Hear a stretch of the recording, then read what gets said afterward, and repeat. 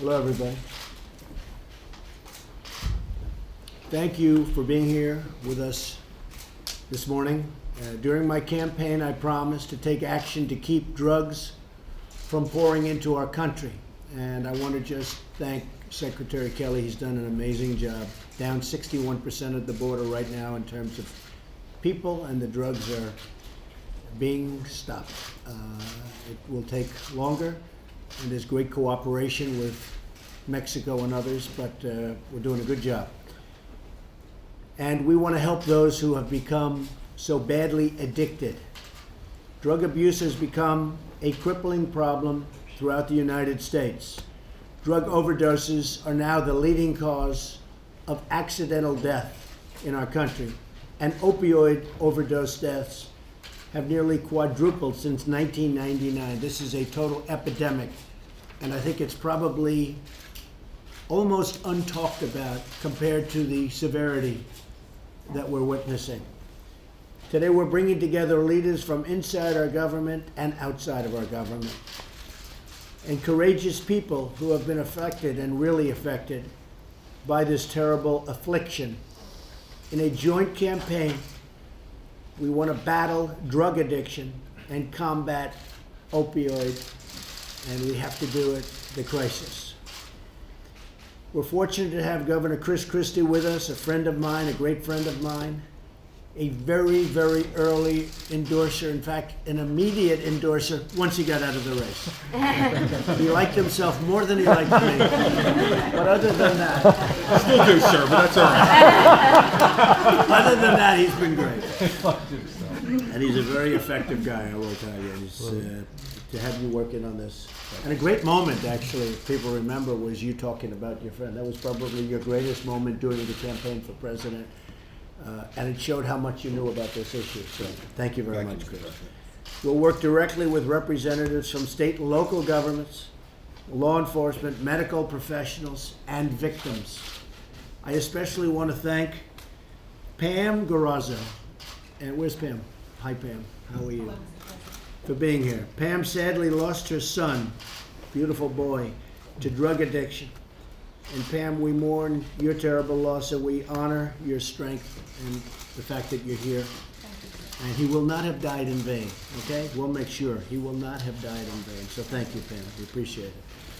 We're also thankful to welcome A.J. Solomon and Vanessa Vitolo, both of whom have fought addiction and are now symbols of hope and recovery, right?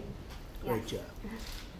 We must get our citizens to help, and we need help. Everybody has to help, and we will not have to go through what Pam has gone through and so many other families in this country have gone through. We want to help people like AJ and Vanessa who struggled through the dark depths of addiction. Not easy, not easy. And they found this bright promise of recovery. We must also focus on prevention and law enforcement, which is why I've issued previous executive actions to strengthen law enforcement and dismantle criminal cartels.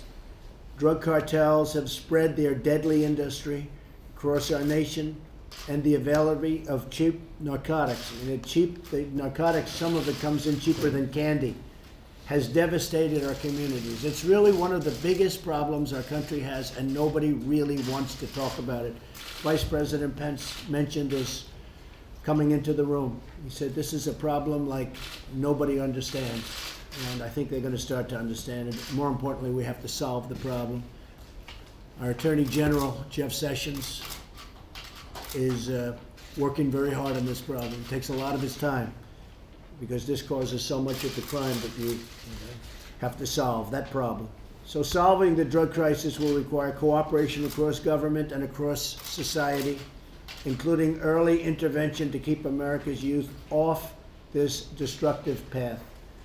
We must work together, trust each other, and forge a true partnership based on the common ground of cherishing human life. So this is a very, very important meeting, and maybe we'll go around the room and we'll just say hello to everybody so we all know who we are. And then the press will leave and we'll start talking, okay? General Sessions, we know who you are. Keep up the good work. Go ahead. Betsy DeVos, Secretary of Education. David Shulkin, Secretary of VA. Pam Gazo, parent of Carlos. Yes. AJ Solomon, thanks for introducing me, Mr. President. Vanessa, thank you so much for having me. Thank you. Thank you. Sean Kelly, Homeland Security. Don Ryan, Acting Assistant Secretary for Health. Yes. Chuck Rosenberg, I run the EPA. Richard Brown, Acting Director of the Office of National Drug Control Policy. Great. Bertha McGrath, Harvard Medical School. Pam Bondi, Attorney General, Florida. Mariano Rivera, founder of the Mariano Rivera Foundation. Oh, they could use you now. You know, I think you'd make $100 million a year. Right? Pay him. I watched for many years, Mariano. I'd sit with George, and George always felt good when Mariano was That's throwing. right. He never had a worry. Nope. He threw the heaviest pitch anytime.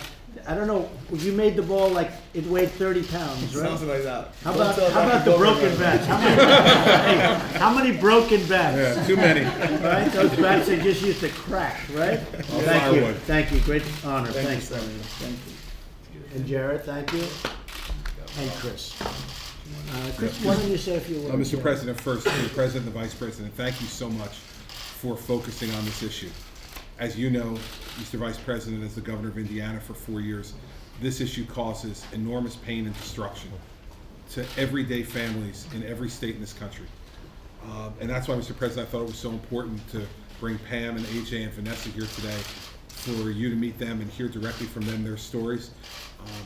I'm just so honored that the President would ask me to take on this task with the group that we've put together, and I'm thrilled to work with the Attorney General as well on the issues of prevention and interdiction of drugs so we don't get people hooked in the first place. But the most important thing to me is I think the President and I both agree that addiction is a disease, and it's a disease that can be treated, and that we need to make sure we let people know. The President talked about how folks don't talk about it. We talk about cancer, we talk about heart disease, we talk about diabetes, and we're not afraid to talk about it. But people are afraid and ashamed to talk about drug addiction. And while they don't talk about it, we lose lives. Lives of good people. In the end, the President ended by talking about life. And he and I are both pro-life. The difference with the President and I is we're pro-life for the whole life. Not just for the 9 months in the womb, but for the whole life. Every life is an individual gift from God. And no life is irredeemable. And people make mistakes, we all have. And the people who make the mistakes of drug use, and it is a mistake, we can't throw their life away. The President and I believe that every life is an individual gift from God and is precious. And I think that's why it was such an important issue to him in the campaign, and why I'm so honored to work with a President who understands the value of life and the value of second chances. And that's what this commission, I hope, is going to be about, to be able to give he and the Vice President the best suggestions we possibly can about how to have a national fight against this epidemic. So, Mr. President, thank you for your confidence in all of us, and thank you for your support. Thank you very much. Maybe, Vanessa, you could tell a little bit of your story and how it's turned out so beautifully. We're so proud of Don't put you. me on the spot, but so first of all, I would like to take this opportunity to thank you so much to bring this whole platform to a national level. You are literally, everyone at this table is saving lives. There's people dying every single day, and it's heartbreaking. And Governor Christie, I need you to know that I draw so much strength and courage from you. You standing up for people that have nearly given up completely. It's extraordinary. I come from a small town in South Jersey. My aunt is a teacher, and she taught me the importance of education. My uncle's a firefighter. He taught me the importance of law and order. I went to a private high school. I was a cheerleader. I went to college where I joined a sorority. After I left college, I had an injury and was prescribed painkillers, and so quickly it took off from there. I didn't know anything about heroin. I was never warned, not that it's anybody else's fault. I take full responsibility. So this all began very innocently with an injury. Absolutely, yes, with the prescription of painkillers. And what was it? What was the drug they gave? Percocet. I see. And then from Percocet it went to Oxy. And then from Oxy it went to heroin, because it is definitely, like you said, more accessible and so much cheaper. Very quickly I lost everything. I was homeless. I chose to be homeless. I was living on the streets of Atlantic City. I was in and out of jail, and I was lucky enough to see some kind of light where I became a drug court participant, a drug court system that we have in New Jersey, which saved my life. They sent me to a long-term treatment facility, Integrity House in New Jersey, and they saved my life. How hard was that getting off this horrible stuff? How hard was it for you? Physically, it was so hard, and I thought that was the hardest part, but then a couple months later comes the psychological aspect of it, and you still think that you need it.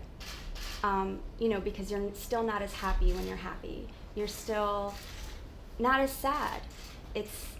You have no feelings. It's like you're a shell, and it takes over your whole life to choose to be homeless instead of live with your parents, to choose not to speak to your family. And what did your parents say during this whole process? Because I'm looking at you, you're like all-American, perfect. You're a perfect person. And I'm saying it's hard to believe that you're living on the streets. Well, it was so hard for my family. My mom would drive the streets of Atlantic City begging people to find me. She couldn't find me. I was that lost in every aspect of the word. In jail, like I said, I was sent to Integrity House, and they saved my life. They gave me a second chance at life. And from there, I went to a halfway house. I got a job where I quickly moved up. I'm now a manager, got my own apartment. I'm graduating drug court this year, and it's amazing the opportunities that have been given to me. I'm sitting across from you right now. 3 years ago, I didn't have a place to live. And today I'm here to represent the light that can be born out of the defeat of this darkness. There is hope, and there is a tomorrow, and there is a day after that. You just have to fight for it. And people have to know that there's people fighting for them too, because you give up. There comes a point where you feel as if you have nothing. You already ruined everything, so there's no point to get sober. But I'm here to show you that there is hope. You can get better. There is a better way, and there is a better life. And I wish I could tell you the heartbreak that I feel with the people that are overdosing every day and dying, and the families that have to go through that suffering, because there's no need. We can help somebody. We can change this. And that's the most amazing thing I've ever been a part of in my whole life. And I would like to thank each and every one of you for giving me this opportunity. It means the world to me. It is my life. I used to think that being an addict was my downfall, but look at me. I'm here today. It's obviously made me a stronger and better person. That's all I got. Incredible story. Thank you.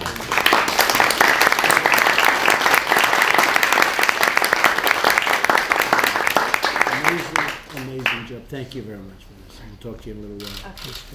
Okay. AJ, and I know how successful your father is and what a great man he is, so that also put pressure on you in a different way, right? Yeah, well, I didn't end up going into politics, so. Don't do it, AJ. Vanessa really spelled it out, but I grew up in a little town in South Jersey called Haddonfield. It's a picturesque town, really good schools. My dad now is a Supreme Court Justice in the state of New Jersey. Thank you for the appointment, Governor. You're welcome. And my mom also serves in state government. And I grew up, I was, a good student. I was an athlete. I found alcohol and other drugs, and I was probably well on my way to having an issue, but then I found Oxycontin. My dad got in an accident, and I decided that it'd be a good idea to try it, and that's really where my story started. Were you now immediately hooked? Because I hear so much about Oxycontin. Were you immediately hooked? Yeah, when I did my first one, I remember doing it and thinking, this is how I want to live the rest of my life. I was always searching for something outside of myself that would make me feel better. You know, people think the drug is the problem, and to some extent, its accessibility is, but addiction is a disease that I always had and just had to be unlocked, and that's what I feel Oxycontin did for me. And when that happened, you know, now I'm a brother and a son and a business owner. I own a treatment center, which is awesome, and I love it. I'm so happy I went that route instead of, you know, I was on track, I was on the governor's advance team. Not that I didn't love it, but I really enjoy what I do, helping other alcoholics and addicts. Back then I was a Do you have thief. still an alcohol problem? I don't drink, I don't do any drugs. So, but that was, you could see you were going to have that problem, but you found this Oxycontin. Yeah. And you know, I was a thief and a liar, and I ended up homeless. Different story. My parents did not want me home. I was living out of my car, and then I ended up going to a long-term treatment center, and I accepted what I was, that I was an addict, and I would rather have died than live with that. So I left. My plan was to kill myself. I wasn't able to get home, so I surrendered. And you know, a lot of people don't believe this part of the story, and whatever someone's conception of God or a higher power is. I got on my knees on a shuttle back to treatment I hadn't used, and I said, God, either please just let me die, because my plan was to shoot myself. I didn't have a gun. Let me die, or just let me get this. And I swear to you that that obsession that Vanessa talked about to use was lifted that day. And my goal now in life is to help another alcoholic and an addict. And I think, you know, back then I would have rather died than had this disease. But now a normal person can be miserable, and they can be angry and resentful. And that's just how they'll live their life. Me, if I get angry, resentful, if I'm miserable, I'll drink, and then I'll do dope, heroin, and then I will die. So But I'm not grateful. anymore. Not anymore. Right? Right, I'm not allowed to be miserable. I have to be trying to get the most out of life. Normal people don't have that. They won't die if they don't do that. So I'm grateful that I am what I am. Yeah, so that's it. That's an amazing story. Wow. Thank How you. did you get off it? Did you go to a center or something, or what happened? I did. I went in the mountains in Arizona to this place, and I was only coming off opiates. And they said, it was this tall guy, I'll never forget, his name was Bird. He said, what are you coming off of? I said, opiates. He said, you don't need detox. You'll feel like you're going to die, but you won't die. And they put me in the center, and I detoxed cold turkey. And what was that like? it's like 20 times worse than the flu, but the anxiety is the worst part. The suicidal ideation is crawling out of your skin. I mean, if I had drugs in front of me, I would have done them. So he was right, Oh yeah, he was right. but you got through it. I How got- long did that take? 2 weeks. It was 2 weeks of. They used to Physical. call it cold turkey, right? Cold Do they turkey. still do that? Yeah. In a way. So you went through 2 weeks of that, and that was hell. Yes. But then you knew you were going to get better. No, then the mental obsession came, and I wanted to use so badly, but I had accepted what I was, and I knew I couldn't, so I wanted the obsession to stop. I wanted my brain to stop yelling at me to pick up. I didn't want to be that person anymore, so I figured I'd kill myself and it would stop. But my dad, you talked about how powerful he is, he somehow canceled all my personal credit cards. I still don't know how he did it.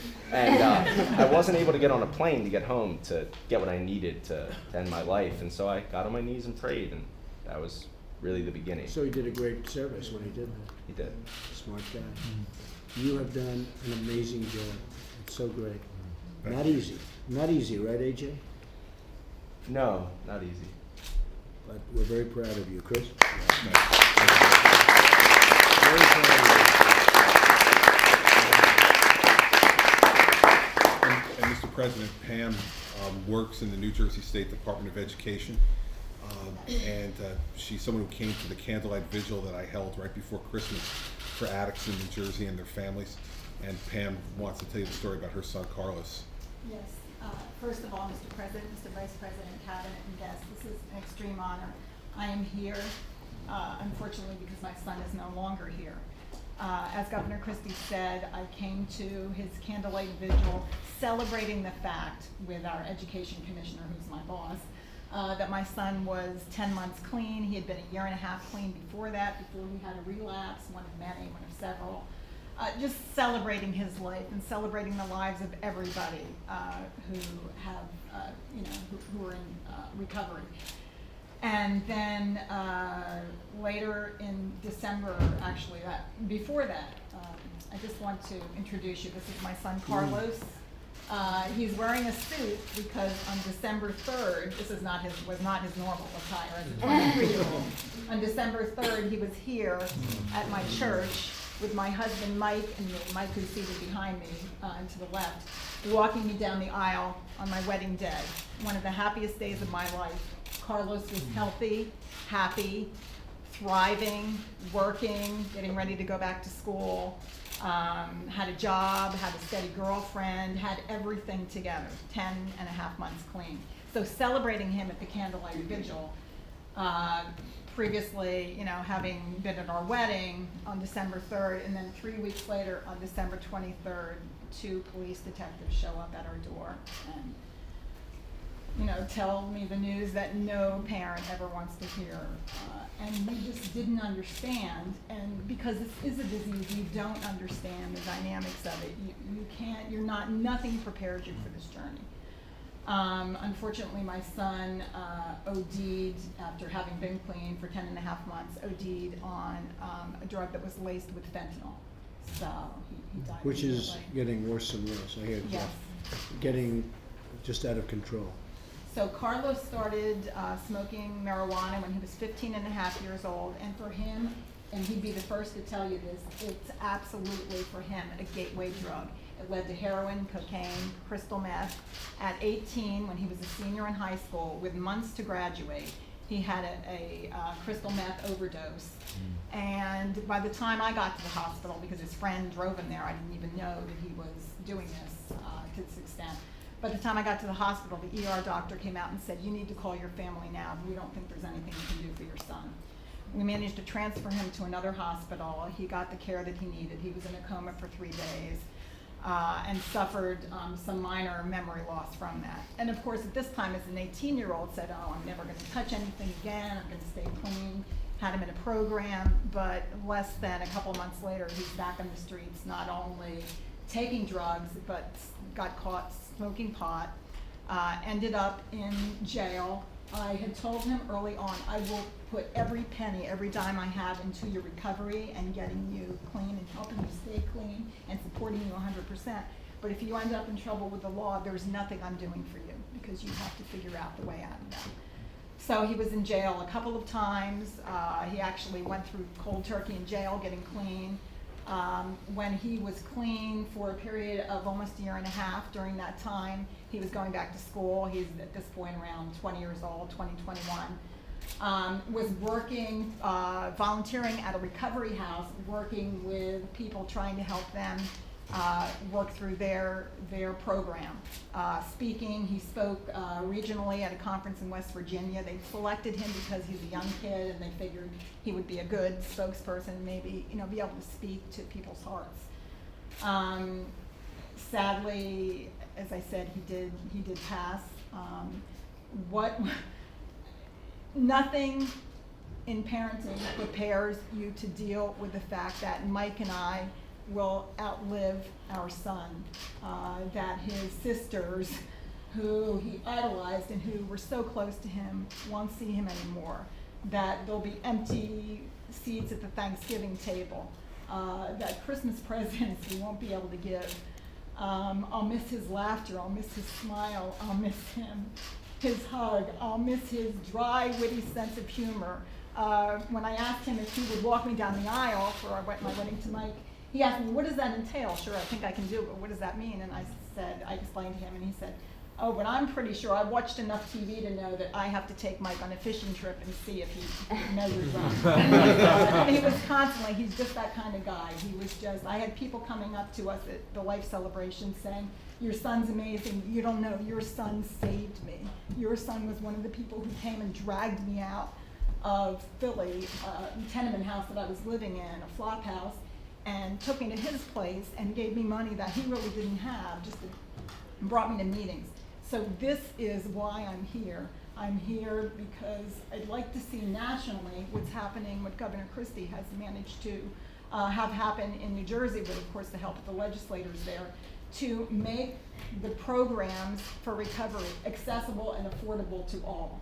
because I was fortunate to have a good insurance plan, but there did come a point where Carlos needed to be in a program that wasn't entirely covered by insurance, and they wanted to exit him in 4 days. Now, 4 days in a recovery program, for those of you who've had no experience, you guys know, that's nothing. You know, Carlos begged to stay in, so we scrambled, got the money, and were able to keep him in.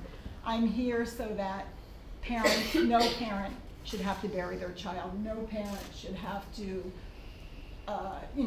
wander. As Vanessa said, I did the drives looking for Carlos at all hours of the day and night. Nobody should have to go through this. This is entirely something that can be dealt with, and I appreciate what you were willing to do in shedding a If light on Carlos this. stayed longer in the program, would he have been in better shape? Would it have possibly saved him, or not really? Well, I think so. He was in a couple of programs, Mr. President, for a period of one. You want some program that water? was Are you very okay? successful. I'm good. Huh? Thanks. No, I'm just saying behind you. Oh, I'm sorry. I think she's sort of in bad Well, shape. Yeah. he was in a program for 35 days. That was his most successful program.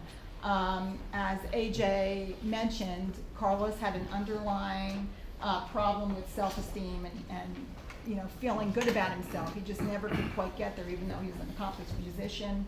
He had a scholarship to a prestigious university. As a freshman going in, he was accepted into an engineering program that normally that didn't happen. He had a lot of gifts and talents, but he just never saw that. He was always looking for, how can I escape? How can I, and like AJ, he also thought several times about suicide.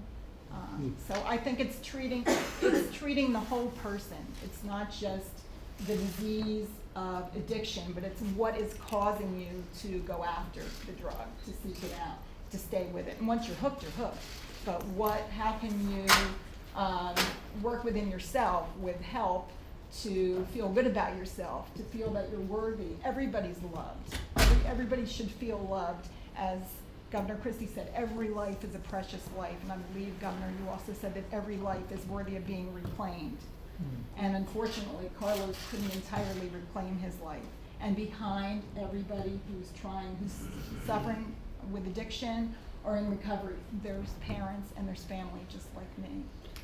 Well, thank you, Pam. Carlos Thank you for sounds the like he was a great guy, and I know how tough it is. So many people go through it, and we appreciate your being here. Thank you, sir. Jeff, would you have anything to say? Well, I just want to thank you for sharing your stories, because that's what we're all here about, and we're seeing a surge in drug abuse and addiction.